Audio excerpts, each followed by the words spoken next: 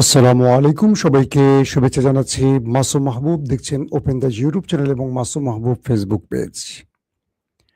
আমার শিরোনাম যারা দেখে আজকে লাইভে ঢুকেছেন তাদের জন্য বেশ গুরুত্বপূর্ণ কিছু খবর থাকবে। থাকবে একটি স্পেশাল ইভেন্ট আপনাদের জন্য। আমি সেটাখানে আপনাদের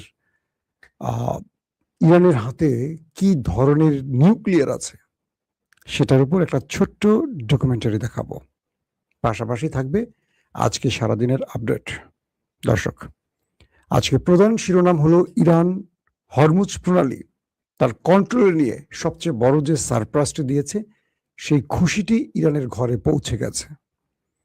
কারণ হরমুজ প্রণালী থেকে ইরান যে আয় করেছে, আজ তাদের ব্যাংকে সেটা প্রবেশ করেছে। এটি ইরানের অনেক বড় একটি সাকসেস হিসাবে বিশ্ব দেখছে, অন্যদিকে ট্রাম্পের পরাজয় হিসেবে দেখেছে। মিস্টার প্রেসিডেন্ট ট্রাম্প তিনি নেতানিয়াহুর ফাঁদে পড়ে একটা বড় রকম কি বলবো, তার রাজনৈতিক ব্যর্থতা বা তার জীবনের সবচেয়ে বড় ফেইলার হিসেবে চিহ্নিত হয়ে গেছেন। কারণ এই নেতানিয়াহু পূর্বেই আমেরিকার 3জন প্রেসিডেন্টকে ইরানের বিরুদ্ধে যুদ্ধে জড়াবার চেষ্টা করছিল, সেটাও ব্যর্থ হয়েছে। 3 নম্বর গুরুত্বপূর্ণ খবর, আমেরিকার ইন্টেলিজেন্স তথ্য এবার ইরান সম্পর্কে এমন খবর দিল যেটা আমেরিকার এস্টাবলিশমেন্ট বা ট্রাম্প বা পুরো আমেরিকা কেঁপে উঠেছে। ইরান সম্পর্কে সেই তথ্যটা কি ছিল? দর্শক, পাশাপাশি আরো অনেকগুলো খবর থাকবে, ধারাবাহিক আমি আপনাদের দেবার চেষ্টা করব। আমি প্রথমেই আপনাদেরকে একটি ছোট ভিডিও দেখাতে চাই, তারপর আমরা মূল খবরে চলে যাব। আশা করি আপনারা প্রত্যেকে যারা আমার লাইনে আছেন তারা খবরটি দেখতে চান। পরাশক্তির আমেরিকা, অন্যদিকে দুর্বল ইরান। আমেরিকার সাথে যুক্ত হয়েছে ইসরায়েল। দুটো শক্তির সাথে পুরো গালফ কান্ট্রি। সে একা ইরান বিশ্ব শক্তির বিরুদ্ধে। আমেরিকা বলছে আমার কাছে নিউক্লিয়ার আছে, ইসরায়েল বলছে আমার কাছেও, কিন্তু ইরানের হাতে নেই কোনো nuclear.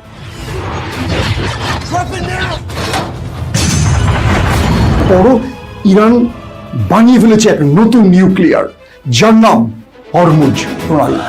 This is the Strait of Hormuz. Just losing his mind all over again. Hormuz ইরানের জন্য যুদ্ধ বিজয়ের এক নয়া কৌশল। একদিকে বাবুল মান্দাব, অন্যদিকে হরমুজ প্রণালী, দুটোই ইরান কন্ট্রোল করছে নিজে এবং হুতিদের মাধ্যমে। আমেরিকা বলছে আমি নৌ অবরোধ দিয়ে তোমাকে অর্থনৈতিকভাবে পঙ্গু করব। ইসরায়েল বলছে আমি আমার আধুনিক প্রযুক্তি দিয়ে ইরান তোমায় ধ্বংস করব।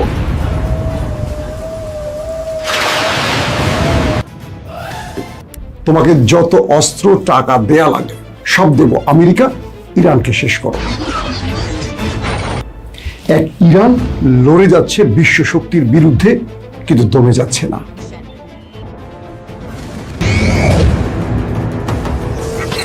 কিন্তু হেরে যাচ্ছে না, কিন্তু ভয় পাচ্ছে না।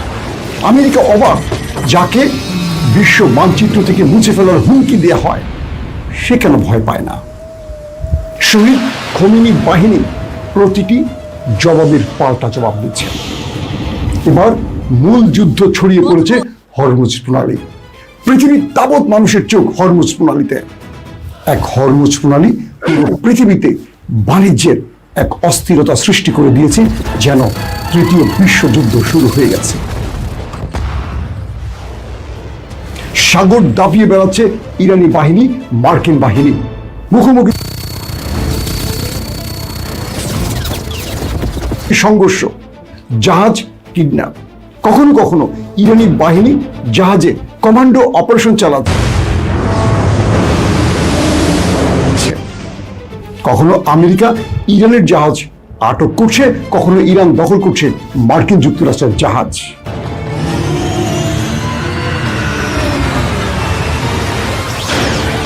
এভাবে লড়াই চলছে।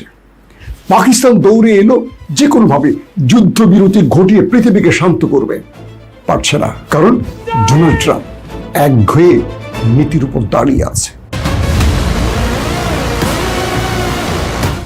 তিনি ইরানকে হুমকি দিলেন, হয় তোমায় ধ্বংস করব, নতুবা হরমুজ প্রণালী অবরোধ দিয়ে আমি আটকে দেব। ইরান বলছে তোমার যা খুশি করো। এবার ইরান নতুন ফরম্যাটে দাঁড়িয়ে গেল আমেরিকার সামনে, বলল তুমি যা খুশি পারো করো, আমি তোমার জন্য স্পেশাল কার্ড রেখে দিয়েছি।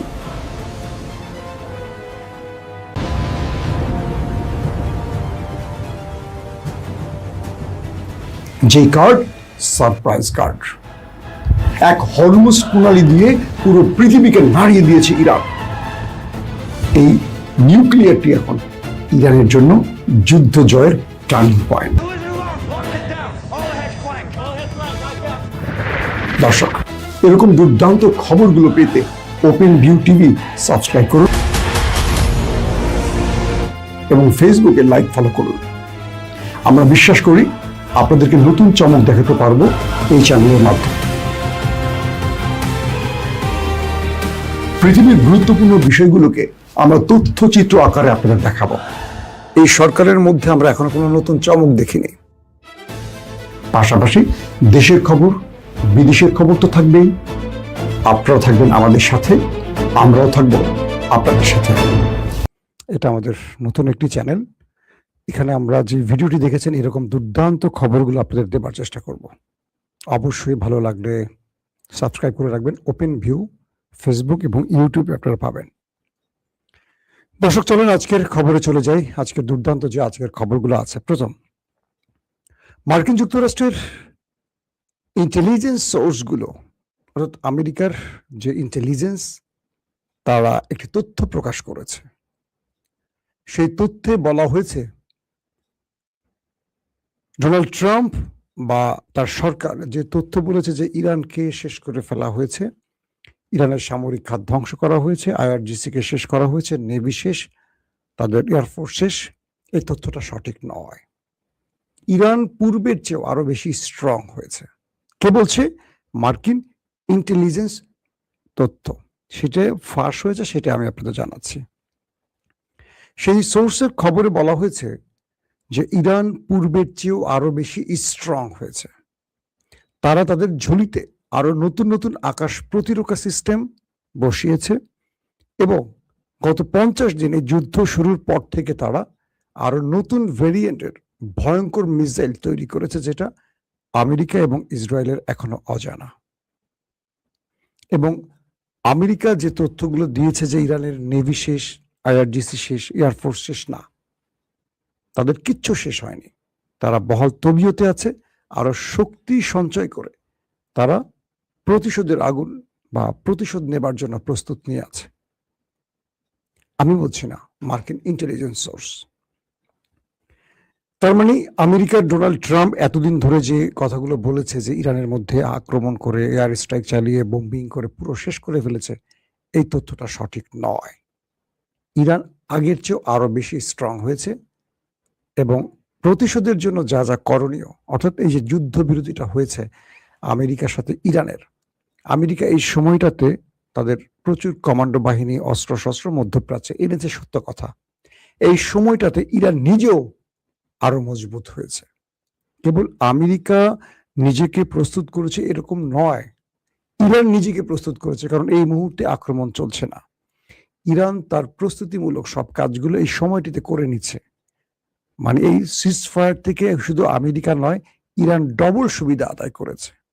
একদিকে হরমুজ প্রণালী আটকে রেখেছে, অন্যদিকে ইসরায়েল আমেরিকার হাতে যে আক্রমণগুলো প্রতিনিয়ত হতো, সেখান থেকে নিজেকে বাঁচিয়ে তার ঝুলিতে নতুন নতুন মিসাইলগুলোকে বসাচ্ছে, বিভিন্ন জায়গা পরিবর্তন করে আক্রমণ ভাগ তৈরি করছে। সবগুলো কাজ ইরান দ্রুত সময়ের মধ্যে করছে, যেটা আমেরিকা পারছে না। কারণ ইরান অল্প সময়ের মধ্যে তার মিসাইল বা ড্রোন তৈরি করতে পারে, কারণ এগুলো কম খরচে তৈরি করে, আমেরিকার মতো ব্যয়বহুল নয়।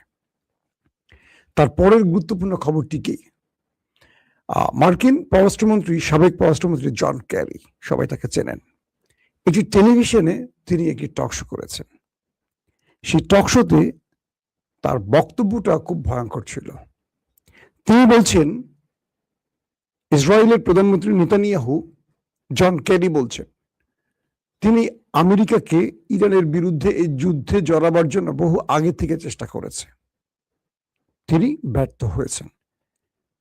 জন কেরি বলছেন, বারাক হোসেন ওবামাকেও নেতানিয়াহু বারবারই চেষ্টা করেছেন এই যুদ্ধে টেনে আনতে ইরানের বিরুদ্ধে, এবং ইরানের আক্রমণ সম্পর্কে তিনি ওবামাকে ব্যাপক চাপ দিয়েছেন। ওবামা সেই সময় ইন্টেলিজেন্স সোর্সের খবরগুলো, মার্কিন এস্টাবলিশমেন্টের খবর, মার্কিন সেনাবাহিনীর সঙ্গে কথা বলে যখন বুঝলেন যে এটি একটি অনিয়ন্ত্রিত হামলা, অর্থাৎ এই হামলা শুরু করা যাবে কিন্তু শেষ করা যাবে না, কারণ ভিয়েতনাম এবং ইরাক থেকে বা আফগানিস্তান থেকে তাদের যে শিক্ষাগুলো, এটা খুব বেদনাদায়ক আমেরিকার জন্য। তাই বুদ্ধিমান বারাক হোসেন ওবামা নেতানিয়াহুর ফাঁদে পড়েননি। এরপর আসে বুশ। বুশকেও নেতানিয়াহু বারবার চাপ দিয়েছেন, বিভিন্ন ভাবে চাপ দিয়েছেন ইরানের বিরুদ্ধে যুদ্ধ শুরু করার জন্য। বুশ শেষ পর্যন্ত এই যুদ্ধে জড়াননি, কারণ তাকেও মার্কিন গুরুত্বপূর্ণ সংস্থাগুলো ইরানের ব্যাপারে অবগত করেছেন। এরপর ট্রাম্পের আগে এই যুদ্ধের জন্য, অর্থাৎ ইরানের বিরুদ্ধে যুদ্ধে জড়াবার জন্য শেষ জো বাইডেনকে চাপ দেওয়া হয়। এই তিনজন মার্কিন প্রেসিডেন্ট মিস্টার নেতানিয়াহুকে না বলে দিয়েছিলেন, কারণ ইরান এমন একটি দেশ বা তার ঐতিহ্য, ইতিহাস, তার সকল বিষয়গুলোকে নিয়ে তারা স্টাডি করে বুঝতে পেরেছেন এই যুদ্ধটা তাদের শুরু করা যাবে, শেষ করা যাবে না, এবং এখান থেকে আমেরিকা ব্যাপক ক্ষতিগ্রস্ত হবে। তাই এই তিন প্রেসিডেন্ট চিন্তা করেছিলেন যে ইরানকে চাপ দিয়ে যদি কিছু আদায় করা যায় সেটাই ভালো, যুদ্ধ করে নয়। কিন্তু মাথামোটা ডোনাল্ড ট্রাম্প নেতানিয়াহুর ফাঁদে পড়ে গেছেন। জন কেরি বলছেন, মোসাদ ইরান সম্পর্কে ভুলভাল তথ্য প্রেজেন্ট করেছে, যে তথ্য দিয়ে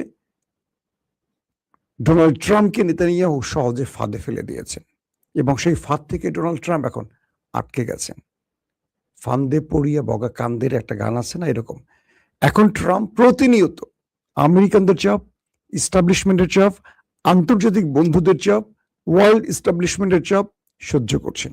তাই তিনি বারবারই যুদ্ধবিরতির জন্য নানান রকম ফায়দা বা ফন্দি ফিকির তৈরি করছেন। সর্বশেষ যুদ্ধবিরতি ইরান ছাড়া একাই ঘোষণা করেছে ডোনাল্ড ট্রাম্প, যেখানে ইরান যোগও দেয়নি বা ইরান আমেরিকাকে পাত্তাই দেয়নি পাকিস্তান থেকে। এবং সবকিছু মিলে ডোনাল্ড ট্রাম্প একটা বড় রকম বিপদে আছেন এই মুহূর্তে, কারণ ইরানকে তিনি যত হুমকি দিচ্ছেন ইরান আরো বেঁকে বসছে, এটি তিনি কখনো কল্পনা করেননি।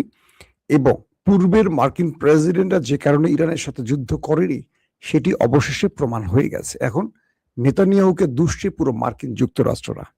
দর্শক, নিউ ইয়র্ক টাইমস কিছু নতুন তথ্য প্রকাশ করেছে এবং বলছে যে মার্কিন প্রেসিডেন্টকে 11 ফেব্রুয়ারি নেতানিয়াহু তার হোয়াইট হাউসের সিসিয়েশন রুমে ট্রাম্পের সাথে বসেছিলেন নেতানিয়াহু, এবং সেই 11 ফেব্রুয়ারি তিনি ট্রাম্পকে এই ফাঁদে ফেলেছেন, অর্থাৎ ইরানের বিরুদ্ধে যুদ্ধে রাজি করিয়েছেন। এবং এই বিষয়টির জন্যই আমেরিকার এস্টাবলিশমেন্ট, সেনাবাহিনী ওই একটি দেশকে বারবার দোষ দিচ্ছে বা দুষছেন। পাশাপাশি বলা হচ্ছে মার্কিন ভাইস প্রেসিডেন্ট জেডি ভেন্সের সাথে নেতানিয়াহুর ব্যাপক ঝগড়ার ঘটনা ঘটেছে, উচ্চ বাক্য বিনিময়, তর্ক বিতর্ক পর্যন্ত হয়েছে। জেডি ভেন্স বারবারই বলছিলেন ইরানে আক্রমণ আমাদের জন্য ভুল সিদ্ধান্ত হবে, কিন্তু নেতানিয়াহু বলছেন না, এটি মোক্ষম সময়, এটি আমাদের জন্য উপযুক্ত সময়। শেষ পর্যন্ত জেডি ভেন্স সত্য প্রমাণিত হয়েছেন, আর ডোনাল্ড ট্রাম্প মিথ্যা প্রমাণিত হয়েছেন। এখন যুদ্ধ বন্ধের জন্য আমেরিকার গুরুত্বপূর্ণ লবিগুলো, সেটা সিনেট, কংগ্রেস বা রিপাবলিক শিবির বলি বা ডেমোক্রেট শিবির বলি, ব্যাপক চাপ দিচ্ছে মিস্টার ট্রাম্পকে। তিনি এখন যুদ্ধ বন্ধে নানা কৌশল খুঁজছেন, কিন্তু ফেস সেভিং এর মাধ্যমে, মুখ রক্ষার মাধ্যমে। নিজেকে পরাজিত করলে তার রাজনৈতিক ক্যারিয়ার শেষ, মধ্যবর্তী নির্বাচন আগামীতে, এখানে তিনি ব্যাপক ভরাডুবির মুখে পড়বেন, এই বিষয়গুলো রয়েছে।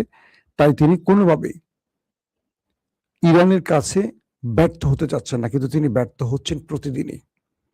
পাশাপাশি তার কাউন্টার টেরোরিজমের প্রধান পদত্যাগ করেছেন, এটি বেশ কয়েকদিন আগের খবর। আজকে শোনা গেছে দুটো খবর, এক, তার নেভি প্রধানকে বহিষ্কার করা হয়েছে অথবা তিনি পদত্যাগ করেছেন। যদি বহিষ্কার করা হয় তাহলেও মার্কিন নেভি টিমের ব্যর্থতার জন্য করা হয়েছে, আর তিনি যদি পদত্যাগ করেন তাহলে বোঝা যাচ্ছে আমেরিকার সেনাবাহিনী, নৌবাহিনী, এয়ারফোর্সের মধ্যে ট্রাম্প বিরোধী মনোভাব তৈরি হয়েছে এবং তারা ট্রাম্পের সিস্টেমের বিরুদ্ধে দাঁড়িয়ে গেছেন। অর্থাৎ ট্রাম্প এখন অনেকটা বলা যায় একঘরে হয়ে যাচ্ছেন। দর্শক, হরমুজ প্রণালী থেকে ইরান বিশাল একটা আয় করেছে এবং আজকে হরমুজ প্রণালী থেকে যে টোলগুলো নিয়েছি এতদিন ধরে ইরান, সেটি তাদের কেন্দ্রীয় ব্যাংকে জমা করেছে। ইরানের যে ব্যাপক ক্ষতি হয়েছে এতদিন, কিঞ্চিত হোক বা বড় অঙ্কের হোক, এই অ্যামাউন্ট অনেক বড় অঙ্কের। বলা হচ্ছে যে তারা ক্রিপ্টোকারেন্সি এবং ইউয়ানের মাধ্যমে এই আয়টা করেছে এবং ইরানিরা এই আয়টি তাদের কেন্দ্রীয় ব্যাংকে জমা করতে পেরে ব্যাপক খুশি। তারা বলছে যে এই যুদ্ধে তাদের যে ক্ষতি হয়েছে হরমুজের মাধ্যমে তারা সেটাকে আদায় করে নিতে পারবে এবং এই প্রসেসটা কন্টিনিউ চললে ইরান আগামী 10 বছরে অনেক দেশকে ছাড়িয়ে যেতে পারবে। কারণ হরমুজ প্রণালী থেকে যে আয়ের পরিমাণ, এটা ইরান হিসেব করে দেখেছে তাদের অর্থনীতিকে অনেক দূর এগিয়ে নিয়ে যাবে। এটি ইরানের জন্য আজকে খুব ভালো একটি খবর আমরা বলতে পারি। পাশাপাশি ইরানের প্রেস টিভি দাবি করেছে একটি ইন্টেলিজেন্স সোর্স এবং একটি লবি গ্রুপ বা আন্তর্জাতিক বড় শক্তিশালী গ্রুপের সাথে কথা হয়েছে এরকম, ইসরায়েলের পারমাণবিক প্রকল্প নিয়ে এবার IAEA কে তদন্ত শুরু করার চাপ সৃষ্টি করছে ইরান। বলছে যে ইরান যারা শান্তিপূর্ণ পারমাণবিক কর্মসূচি চালাচ্ছে তাদের বিরুদ্ধে আমেরিকা ইসরায়েল আক্রমণ করছে, অথচ ইসরায়েলের ঘরেই রয়েছে নিউক্লিয়ার ডিমোনাতে। প্রশ্ন হলো ইসরায়েল কি করে অবৈধভাবে এটি করতে পারে? কতগুলো নিউক্লিয়ার তাদের কাছে আছে, কি পরিমাণ আছে, সেগুলোর পুরো ব্যাখ্যা তদন্তের জন্য ইরান একবার IAEA কে চাপ দিচ্ছে। মানে ইরান এবার বিশ্ব পরিমণ্ডলে ইসরায়েলকে একটা নতুন ধাক্কা দিতে যাচ্ছে। তিনি নিজের ঘরে নিউক্লিয়ার তৈরি করে অন্যের ঘরে নিউক্লিয়ার ধ্বংসের যে কাজটি করছেন, এটিকে নতুন ভাবে বিশ্বের কাছে এবার তুলে আনছে ইরান। ইসরায়েলকে তিনি সহজ ভাষায় ছেড়ে দিতে রাজি নন। অর্থাৎ ইরান এখন কি বলবো, পররাষ্ট্রনীতি বলি, কূটনীতিক বা কূটনৈতিক খেলায় এবার ট্রাম্প বা ইসরায়েলকে আরো বেশি চাপে ফেলতে চান। কারণ এই মুহূর্তে ইসরায়েল এবং ট্রাম্পের পাশে ন্যাটো কিংবা ইউরোপ নেই, ইভেন গালফ কান্ট্রিও আমেরিকার পাশে সেই অর্থে এখন নেই। তারা ভেতরে ভেতরে ইরানের সাথে সমঝোতার চেষ্টা করছে, মধ্যস্থতার চেষ্টা করছে। সবকিছু মিলে ইরান এই মুহূর্তে একটা ভালো অবস্থায় রয়েছে। দর্শক, আজকের মতো বিদায় নিতে চাই। আশা করি আগামী দিন আপনাদেরকে আরো চমকপ্রদ খবর দেওয়ার চেষ্টা করব। সেই পর্যন্ত প্রত্যেকে ভালো থাকবেন। আল্লাহ হাফেজ।